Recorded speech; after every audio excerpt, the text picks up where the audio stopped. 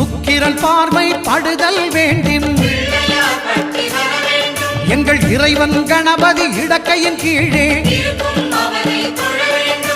புத்திர பாக்கியம் தருகிற பகவான் சுக்கிரன் அங்கே குடியிருப்பான். அவன் கற்பக கடவுளை கண்டவர் தமக்கு பொன் பொருள் அள்ளி கொடுத்திடுவான்.